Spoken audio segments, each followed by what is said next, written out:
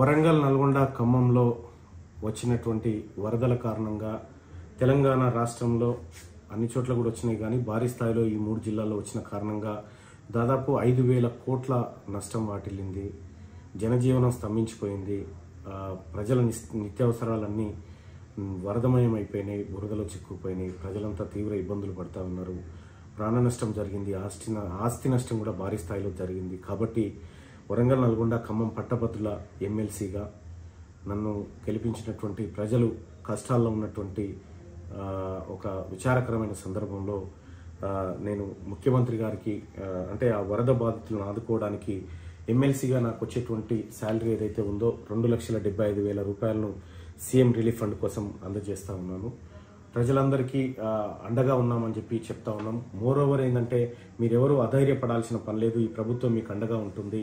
So మిగతా ఎమ్మెల్యేలను, మిగతా ప్రజాప్రతినిధులను కూడా, మంత్రులను కూడా రిక్వెస్ట్ చేస్తా ఉన్నా, మీ యొక్క నెల శాలరీని డొనేట్ చేయండి ఈ బాధితుల కోసం. వాళ్ళంతా మన వాళ్ళే కాబట్టి మీ అందరికి చేతులెత్తి రిక్వెస్ట్ చేస్తా ఉన్నా. అటు ముఖ్యమంత్రి సహాయ నిధికి కానీ, లేకపోతే మీకు తోచిన విధంగా మీరు ఆ ప్రజలకు అందుబాటులో ఉండి అండగా నిలవాలని, అన్ని రకాలుగా సహాయ సహకారాలు అందించాలని మీ అందరినీ రిక్వెస్ట్ చేస్తా ఉన్నా. ధన్యవాదాలు.